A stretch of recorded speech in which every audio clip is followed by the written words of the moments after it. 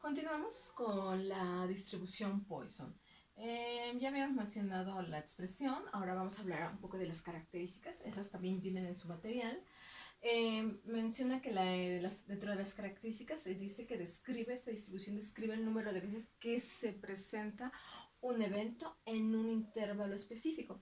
Cuando se refiere a ese intervalo específico, habla de un espacio o de un tiempo. No siempre, pero generalmente esto puede presentarse. Algo hay que considerar es que esta distribución se expresa en términos de una variable sobre otra variable. Recuerden cuando vimos los tipos de los tipos de datos que estaban considerados, que de acuerdo a la escala en la cual se podían expresar, había ciertas variables que se expresaban en términos de otra variable. De manera similar, podremos hablar, por ejemplo, el número de defectos por centímetro cuadrado en una tela, por mencionar. O el número de bacterias en tantos milímetros cuadrados.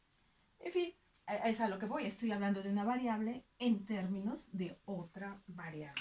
Esa es una de las características que presenta este tipo de distribución, que generalmente hace referencia a variables relacionadas de esa manera. Otra de las características es muy importante es que la probabilidad, ojo, aquí sí hay que considerar la probabilidad de éxito debe ser proporcional a la longitud del intervalo. ¿Qué quiere decir? Si aquí me están diciendo que hay en promedio 5 defectos en un centímetro cuadrado, pues si ahora yo quiero evaluar esta variable, pero en términos de una mayor área, entonces esa probabilidad va a cambiar. Esa probabilidad tengo que hacerla proporcional al tamaño de esa expresión.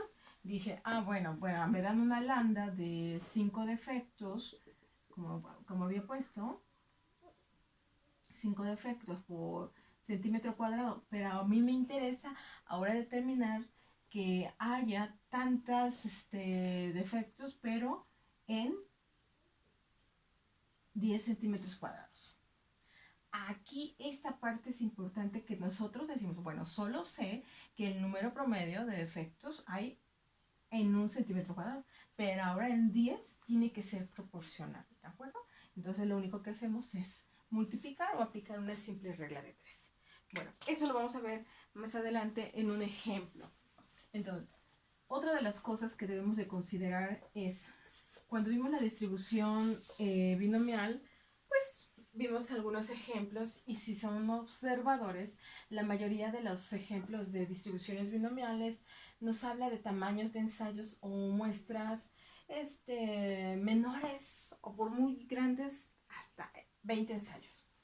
Pero aquí, ¿qué sucede? Una vez que el tamaño de mis ensayos o de mi muestra sobrepasa el tamaño de 20, lo apropiado es emplear una distribución Poisson. ¿Por qué? Bueno, porque aquí ya esto se convierte en una restricción para decir, bueno, ya no usemos la distribución binomial, ahora aproximémonos por una distribución Poisson. ¿Qué quiere decir?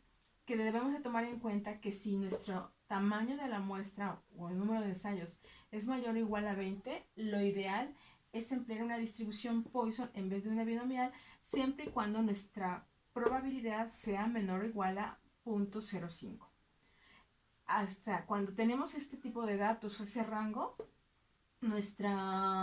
se dice que está bien el que estemos empleando esta distribución, pero si nuestro tamaño de muestra crece hasta llegar a ser o pasarlo de los 100 y su probabilidad disminuye, es decir, que sea menor o igual a 0.01, entonces con mayor razón está perfectamente aplicada una distribución Poisson. Entonces son de los parámetros que hay que considerar. Generalmente, y se van a dar cuenta, ustedes pueden resolver un ejercicio y emplear ya sea binomial o Poisson. Van a llegar al resultado de manera muy similar. Dicen, es que me faltan algunas décimas. Bueno, Eso es muy significativo. Entonces, aquí deben de ver que si siguen esta restricción, van a poder usar apropiadamente esta distribución en vez de la binomial. Entonces, tomen en cuenta que para usar una distribución binomial, debo decir que mi valor debe ser menor a 20. Pero ya llegando a 20 o pasando de los 20, lo ideal es usar una distribución Poisson. Y bien, otra de las cosas que hay que considerar es que la variable aleatoria x va a tomar valores desde 0. ¿Bien? Y bueno, para determinar la media, ya habíamos visto, la media no es más que lambda, y ya sabemos que una manera de determinarla es multiplicando el tamaño de ensayos por la probabilidad. Y la varianza es el mismo valor de lambda, que es nuestra media. Y sabemos que si tenemos la varianza, a final de cuentas podemos determinar la desviación estándar. La desviación estándar nada más consiste en determinar la raíz cuadrada de valor de lambda, que representa la media. ¿Ok? Bien, entonces estas son las características que debemos de considerar para poder discernir si empleamos una distribución binomial o una distribución Poisson. Entonces, tómenlo en cuenta y sobre todo consideren esta parte de entre n y p. Cuando n sea grande, y grande consideren ya de 20, y su probabilidad pequeña, lo ideal es emplear este tipo de distribución. ¿Ok? Bueno, nos estamos viendo. Siguiente video.